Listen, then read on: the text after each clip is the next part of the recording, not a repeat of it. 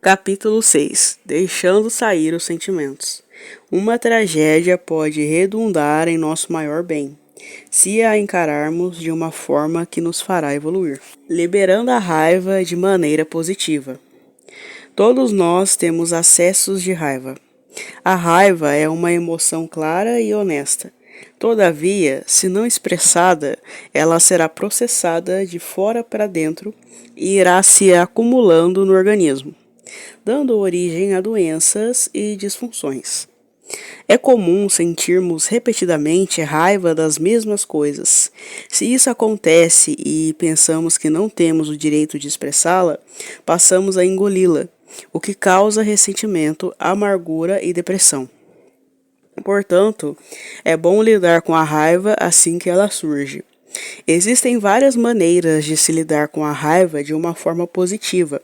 Uma das melhores é conversar abertamente com a pessoa da qual se sente raiva e dar vazão às emoções contidas. Você pode dizer algo como: "Estou com raiva de você porque..." Diga o que tem vontade, expondo claramente seu ponto de vista. Não é preciso ser grosseiro, basta dizer o que você sente. Com toda certeza, não haverá troca de impropérios ou gritaria, pois o desejo de gritar com alguém só surge quando a raiva esteve acumulando-se por muito tempo. No entanto, se por um motivo qualquer você acha impossível falar diretamente com a pessoa para externar sua raiva, use a técnica de dirigir-se à imagem dela no espelho. Procure um lugar onde você se sinta seguro e não será perturbado. Mire-se ao espelho, focalizando o olhar em seus olhos. Se tiver dificuldade, concentre-se em seu nariz ou boca. Visualize-se no espelho a pessoa que o prejudicou. Lembre-se do momento em que sentiu raiva dela e permita-se voltar a sentir a emoção. Em seguida, conte à imagem da pessoa exatamente por que você está com raiva dela. Comece com algo como: "Estou com raiva de você porque..." "Fiquei magoado com você porque..." "Senti muito medo de você porque..." Ponha todas as emoções para fora. Se sentir necessidade de expressar fisicamente sua raiva, pegue algumas almofadas e comece a socá-las. Não sinta medo ou vergonha por estar agredindo, mesmo que seja uma coisa inanimada. Lembre-se de que sentimentos são pensamentos em ação. Soltando as emoções negativas de sua mente e corpo, você abre um espaço interior que será ocupado por experiências novas e mais positivas.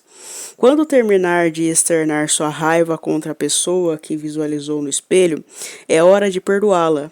O perdão é um ato de libertação para você mesmo. Você é o único que se beneficiará com ele. Se você fizer o exercício da raiva e não terminá-lo com o perdão, ele será apenas uma série de afirmações negativas e não servirá para curá-lo de verdade. Lembre-se de que existe uma grande diferença entre externar a raiva e apenas reviver velhas mágoas. Terminando o exercício, diga à imagem no espelho algo como: "Muito bem, a situação está acabada.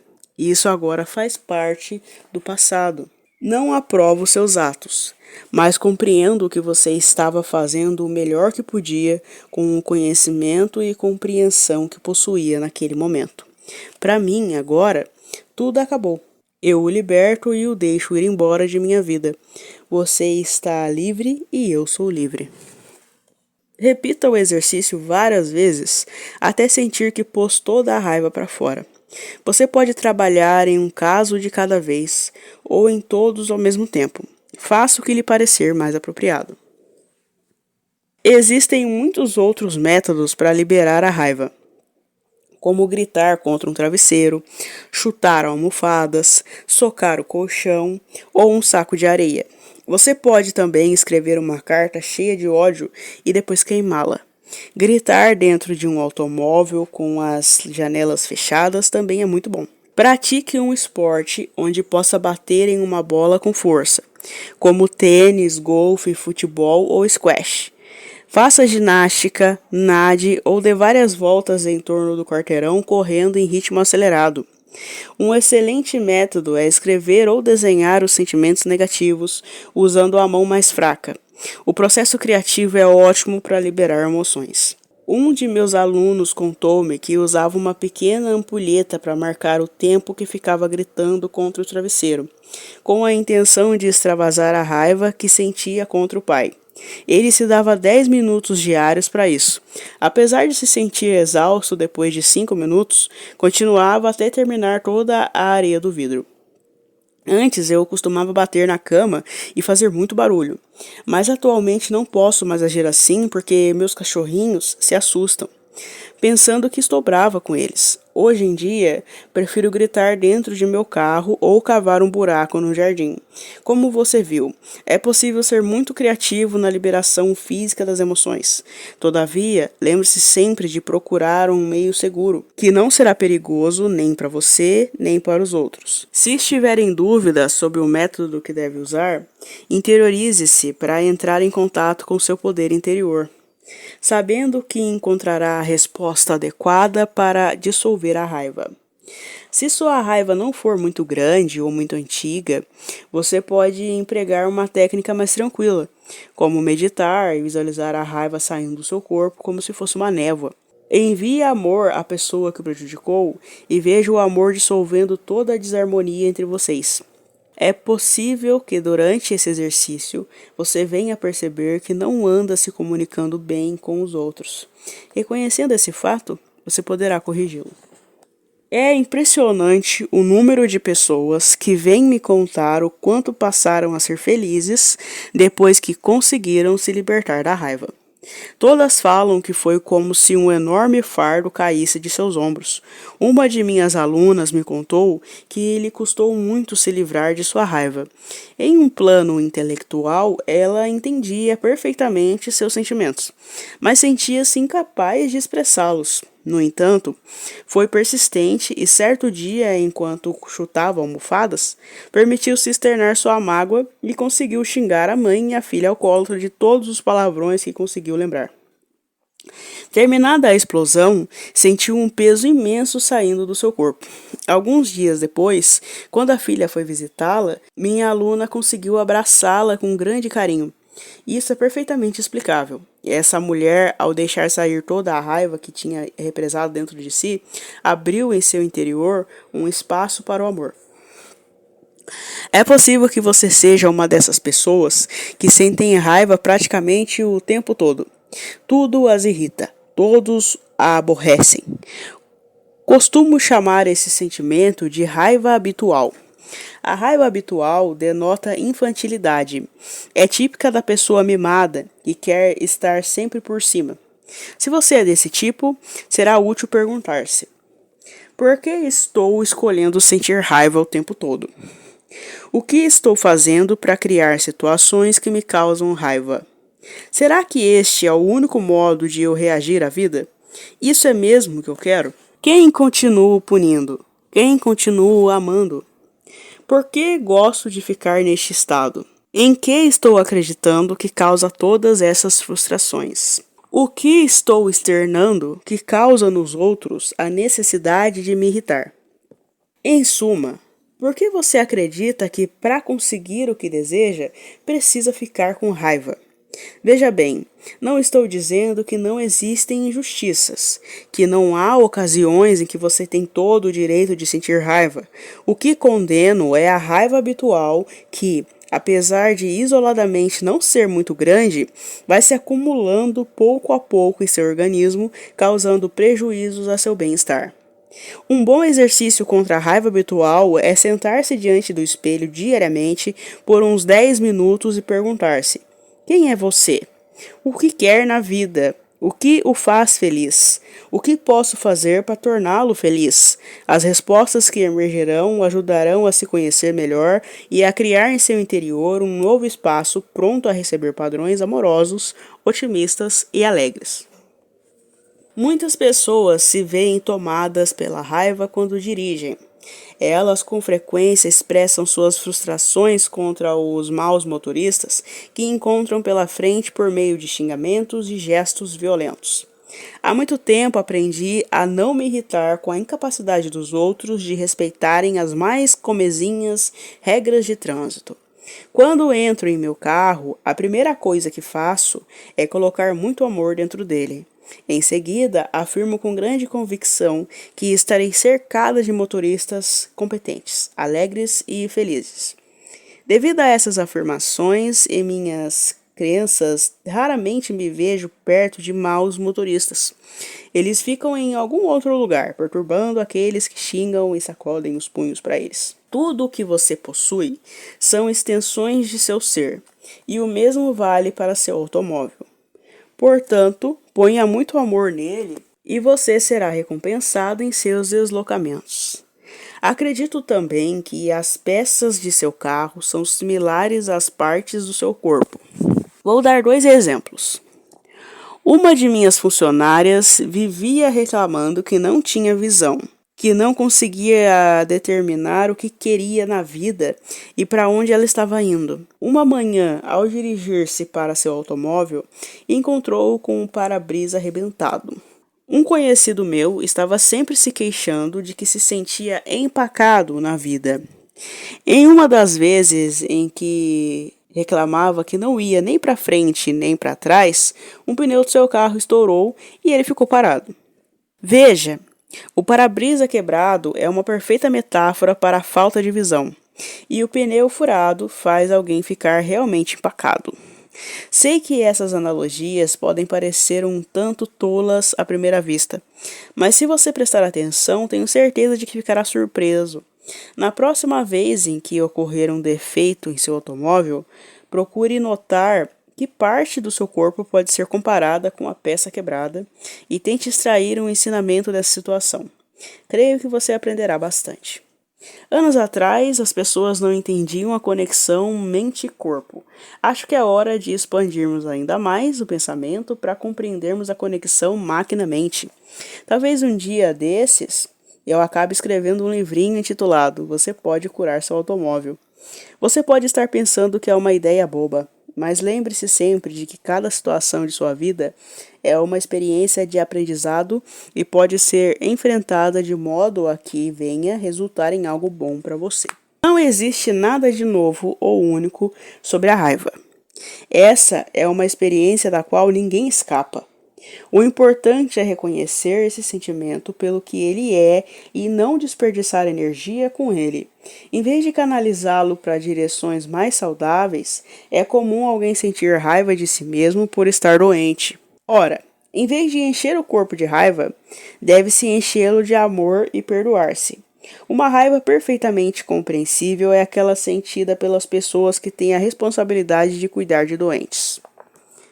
É um sentimento normal que deve ser extravasado de forma segura para que não prejudique ninguém. Se essas pessoas ficarem engolindo a raiva, logo ficarão esgotadas e não conseguirão cuidar adequadamente do doente. Elas precisam pensar em seu próprio bem-estar. Lidar com a raiva de forma positiva é algo que realmente traz benefícios e extraordinárias mudanças na qualidade de vida. O ressentimento causa muitos males. O ressentimento é a raiva há muito sufocada. O principal problema do ressentimento é que ele costuma se alojar sempre em uma determinada parte do organismo. Com o passar do tempo, naquele local vai se formando um cisto, que pode se transformar em tumor que vai comer o corpo por dentro. Portanto, não existe nada pior para a saúde do que a raiva reprimida durante muitos anos. Muitos de nós fomos criados em famílias em que não era permitido extravasar raiva. Em algumas delas, só o chefe da casa possuía esse direito. Dessa forma, os outros membros tinham de aprender a engolir a raiva. Isso é especialmente frequente com mulheres, que em geral foram ensinadas que externar raiva era pouco feminino e sinal de falta de educação. Muitas mulheres criam quistos e tumores no útero devido àquilo que chamam de síndrome ele me magoou. Elas são pessoas com problemas emocionais que guardam seu ressentimento na área genital. agem como as ostras, que ao absorverem um grão de areia, criam em torno delas camadas após camadas de carbonato de cálcio para escaparem da irritação, até que se forma uma pérola. Essas mulheres absorvem mágoa e ficam repisando seu ressentimento com o parceiro ou, como costumo dizer, passando sempre o velho filme. E as camadas e camadas de raiva reprimida acabam se transformando em um quisto e depois um tumor. Como o ressentimento geralmente está muito fundo dentro de nós, é comum ele exigir muito trabalho mental para ser dissolvido. Recebi uma carta de uma senhora que estava lidando com o seu terceiro tumor canceroso. Ela me contou que fazia muito trabalho mental, mas percebi por suas palavras que ainda guardava dentro de si um forte sentimento de indignação e amargura, que no fundo ela achava mais fácil deixar a cargo do médico extrair o tumor do que trabalhar com grande constância em dissolver seus ressentimentos.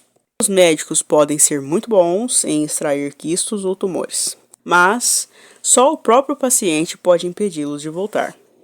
Existem pessoas que preferem morrer a mudar seus padrões. Você com certeza conhece alguém que se recusa a modificar seus hábitos alimentares, apesar de saber que corre perigo ao mantê-los. Isso pode ser bastante difícil para uma pessoa que vê um ente querido praticando exageros e percebe que é incapaz de modificá-lo. No entanto, tenha em mente que não importam as escolhas, elas são sempre as corretas para quem as faz dentro de seu nível de compreensão e conhecimento. Não existe culpa, mesmo se a pessoa deixar este planeta devido a seus hábitos arraigados. Ninguém deve se culpar por falhar ou fazer algo errado. Repito, uma pessoa está sempre fazendo o melhor possível dentro do grau de percepção e conhecimento que possui. Estamos todos em uma interminável viagem pela eternidade e temos vida após vida para aprendermos. O que não formos capazes de resolver nesta vida, com toda certeza resolveremos numa das próximas. Sentimentos reprimidos levam à depressão. A depressão é resultado da raiva contra si próprio ou então de uma raiva que a pessoa pensa não ter o direito de sentir. Por exemplo, você pode achar que não é certo sentir raiva de seus pais, de seu cônjuge, de seu filho ou de seu melhor amigo, mas mesmo assim ela está presente e o deprime. Por mais espiritualizado que alguém possa pensar ser, precisa externar sua raiva, um dos sentimentos mais comuns no ser humano. Todos os métodos que já citei são ótimos para o tratamento da depressão, pois no fundo lidam com a raiva. Para quem sofre de depressão mais profunda, seria mais útil procurar um terapeuta especializado na liberação da raiva, uma especialidade bastante comum hoje em dia. Geralmente, a depressão se traduz numa tensão física muito grande, e para seu tratamento, existem as técnicas de terapêutica corporal, como o Rolfing, a terapia Heller ou Traeger, métodos excelentes para dissolver o enrijecimento causado pelos padrões restritivos. A doutora Elizabeth Ross ensina em seus seminários a técnica que chama de exteriorização. Ela nada mais é do que bater numa pilha de listas telefônicas velhas com um pedaço de mangueira de borracha, até que se dissolvam as tensões e as emoções comecem a emergir. Eu aconselho todos, deprimidos ou não, a fazerem esse exercício ou algo similar como socar o colchão, pelo menos uma vez por semana, para evitarem qualquer repressão da raiva. Um processo mais sofisticado para o tratamento da depressão é o renascimento. Trata-se de uma técnica de respiração que o ajuda a entrar em contato com antigas questões e problemas de modo a deixá-los emergir para poderem ser encarados e solucionados de maneira positiva. Alguns terapeutas pedem ao cliente que repita afirmações positivas durante o processo. Seja qual for o método que escolha, lembre-se de que quando você estiver dando vazão à sua raiva, com toda certeza sentirá algum embaraço, especialmente se era algo contrário às regras de sua família externar esse sentimento. Conscientize-se, acima de tudo, de que Deus não vai odiá-lo por você sentir raiva, como podem ter lhe ensinado em sua religião. Para Deus, você é sempre um filho perfeito. De qualquer forma, talvez seja bastante difícil para você fazer os primeiros exercícios. No entanto, logo se acostumará e a libertação da velha raiva permitirá que você veja sua situação sob uma nova luz e encontre soluções para ela. Uma boa sugestão para quem está deprimido é procurar um nutricionista para elaborar uma dieta desintoxicante. É surpreendente como um regime mais equilibrado pode ajudar a mente. As pessoas deprimidas em geral se alimentam mal ou em excesso, o que as leva a um círculo vicioso de ansiedade, culpa e depressão. Uma dieta adequada também pode ser útil para restabelecer o equilíbrio químico do organismo dos deprimidos, que se altera devido aos medicamentos ingeridos com a intenção de sanar o mal. As diversas técnicas funcionam de diferentes maneiras para cada indivíduo. Você só saberá qual é a melhor para a sua depressão tentando todas até encontrar a mais adequada. Procure também estar a par do lançamento de livros sobre o autoconhecimento e novidades em lojas de alimentos naturais. Lembre-se de que quando o aluno está pronto, o professor aparece. Temer é não confiar. O medo é uma constante em nosso planeta. Você vê e ouve sobre ele todos os dias nos noticiários que falam em guerras, assaltos, assassinatos e etc. Todavia, o medo, em suma, é a falta de confiança em nós mesmos, pois não confiamos que a vida está aqui para nos ajudar. Como não cremos que somos cuidados a partir de um nível mais alto, achamos que temos de controlar tudo o que acontece no plano físico. Claro que pensando assim, sentiremos medo.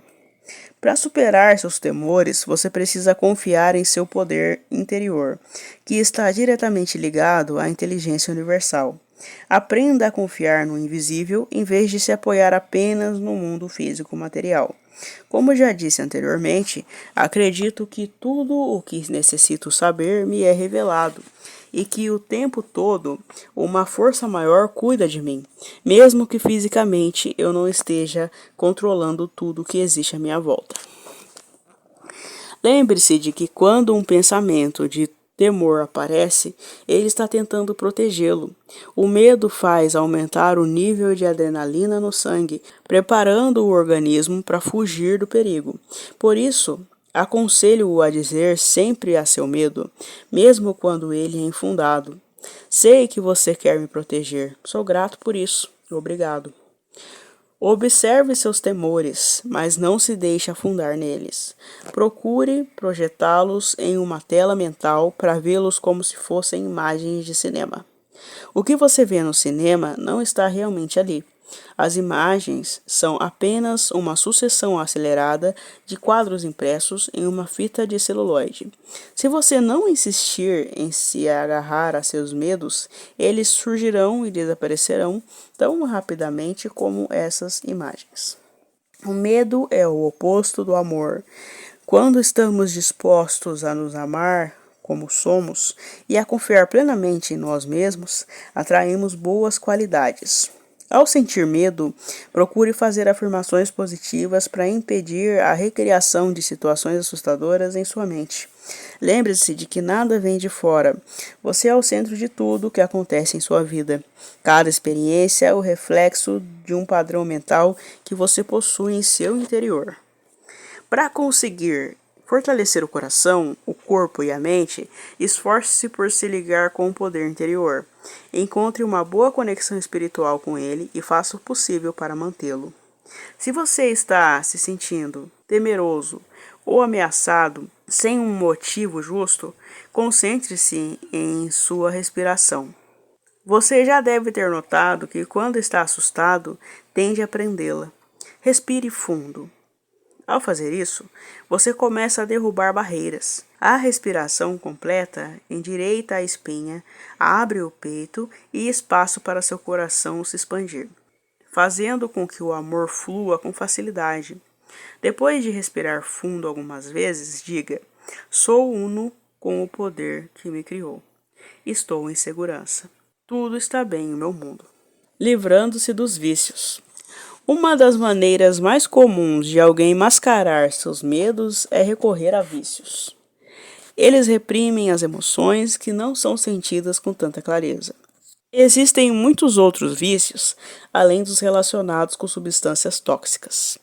Chamo-os de vícios de padrões, hábitos que adotamos para não tomarmos realmente conta de nossa vida. Quando não queremos enfrentar alguma situação, quando não estamos contentes com a posição que ocupamos no mundo, procuramos um padrão qualquer por meio do qual possamos fugir do desconforto. Para alguns, esse padrão é ficar procurando defeito nos outros, de modo a encontrar sempre um jeito de pôr a culpa em alguém pelo que está saindo de errado na sua vida. Certas pessoas têm um vício emocional de estar sempre endividadas. Parece que fazem tudo para se cobrir de dívidas, usando isso como desculpa para mudanças que devem ser feitas aqui e agora. Um outro vício emocional é a rejeição. Aonde quer que alguém vá, sempre atrai pessoas que o rejeitam. Se você for desse tipo, pergunte-se: o que não estou aceitando em mim mesmo? Existe um número enorme de pessoas viciadas em doenças. Elas estão sempre pegando alguma coisa ou preocupando-se com a possibilidade de contágio. Bem, esses são vícios emocionais. Contudo, se você vai se viciar em algo, por que não em amar a si mesmo? Vicie-se também em fazer afirmações positivas. Esses são vícios que jamais o prejudicarão. Comer compulsivamente. Recebo muitas cartas de pessoas que lutam contra o excesso de peso, que fazem dietas severas por 2 ou 3 semanas e depois desistem. Com isso, censuram-se por sua falta de força de vontade. E em vez de reconhecer que fizeram o melhor que podiam na época dentro de seu grau de percepção e conhecimento, começam a sentir raiva de si mesmas e deixam-se envolver pela culpa, para se punirem, pois a culpa exige castigo. Passam a ingerir os alimentos que sabem não serem bons para elas. Assim, entram em um ciclo vicioso que lhes causa uma profunda infelicidade. Sempre aconselho essas pessoas a dizerem enquanto estão fazendo o regime: estou fazendo algo de maravilhoso por meu organismo. E a repetirem constantemente: eu costumava ter um problema de gordura, mas agora permito-me ter o peso ideal para mim. Apesar dessas recomendações, sei que o problema de gordura não está somente relacionado com a ingestão excessiva de alimentos. Comer em excesso é sinal de necessidade de proteção. A pessoa que se sente insegura ou ameaçada procura se cobrir com camadas de gordura para se proteger. A maioria dos obesos passa metade da vida com raiva de si mesma por se alimentar incorretamente ou demais. Que desperdício de energia! O que eles devem fazer é encontrar em si a causa de sua sensação de insegurança, que pode estar no trabalho, no cônjuge, na sexualidade, na vida em geral. Se você é obeso, ponha de lado a relação ingestão de comida, aumento de peso e concentre-se em trabalhar em seu padrão de consciência que está dizendo: preciso de proteção porque me sinto inseguro. É impressionante como as células reagem a novos padrões mentais, desaparecendo a necessidade de proteção. Como a falta de segurança, a gordura simplesmente se derrete sozinha. Eu mesma, quando me sinto um tanto insegura, começo a engordar. Isso, em geral, acontece quando estou extremamente atarefada, com a impressão de que preciso estar em 1000 lugares ao mesmo tempo, sentindo-me assoberbada pelas responsabilidades. Aprendi a dizer a mim mesma nestas ocasiões: muito bem, Louise, é hora de trabalharmos na segurança. Quero que você se convença de que está segura, de que pode dar conta de tudo que precisa fazer e, acima de tudo, quero que saiba que eu a amo. O peso excessivo não passa de um reflexo do meio que existe em seu interior. Quando você se olha no espelho e vê uma pessoa gorda devolvendo seu olhar, lembre-se de que está contemplando o resultado de seu modo de pensar. Conscientize-se de que seu pensamento de hoje começará a criar sua nova figura de amanhã. Não espere mais, comece a mudar seus padrões, nem que seja como uma pequena afirmação. Ela será a sementinha que com o tempo se tornará uma nova verdade. Recomendo também um livro que considero excelente para quem lida com excesso de peso. É The Only Diet There Is, escrito por Sondra Rey, que fala sobre um regime onde são proibidos pensamentos negativos. Grupos de auxílio. Seja você viciado em drogas, álcool, fumo, medicamentos ou comida, existem atualmente numerosos grupos que podem ajudá-lo a superar seus problemas. Todos eles têm programas excelentes que costumam produzir ótimos resultados. Nessas reuniões, as pessoas não se juntam para reclamar ou choramingar, mas para descobrir novos métodos que poderão resolver seus problemas e melhorar sua qualidade de vida. Um programa que está sendo muito usado é o dos 12 Passos. Procure se informar sobre os grupos de auxílio que existem em sua cidade. Muitas igrejas patrocinam trabalhos desse tipo. Outro lugar em que podem ser encontradas informações a respeito são as lojas de produtos naturais. Procure. Se você realmente quiser mudar de vida, encontrará o caminho. Os sentimentos são o nosso medidor interno. Quem cresce em uma família cheia de problemas aprende a evitar conflitos, o que acaba resultando na negação de seus sentimentos. Esse tipo de criação também resulta na falta de confiança nos outros. A pessoa acredita que não pode contar com ninguém para atender às suas necessidades e jamais pede ajuda. Convence-se de que tem de ser forte para cuidar de tudo sozinha. O pior problema neste caso é que, devido a esse modo de pensar, deixa de entrar em contato com seus sentimentos. Ora, os sentimentos são o elo mais útil na relação de uma pessoa consigo mesma, os outros e o mundo que a cerca, e indicam seguramente o que está ou não funcionando em sua vida. Abafar os sentimentos cria problemas complexos e males físicos. Lembre-se de que alguém só pode curar aquilo que sente. Quem não se permite reconhecer o que está acontecendo em seu interior, jamais saberá por onde deve começar o processo de cura. Por outro lado, existem aqueles que vivem se queixando, sentindo-se tomados pela culpa, tristeza, medo ou ciúme. Desenvolveram hábitos que perpetuam as mesmas experiências que afirmam não desejar. Se você está sempre triste, irado, temeroso ou enciumado e não se esforça para procurar a causa subjacente desses sentimentos, continuará a criá-los indefinidamente. O primeiro passo para alguém recuperar seu poder pessoal é parar de se fazer de vítima. Deve decidir-se a aprender a lição para que seus problemas possam ser resolvidos. Quando confiamos no processo da vida e em nossa conexão espiritual com o universo, estamos habilitados para dissolver nossas raivas, tristezas e temores, no mesmo instante em que aparecem.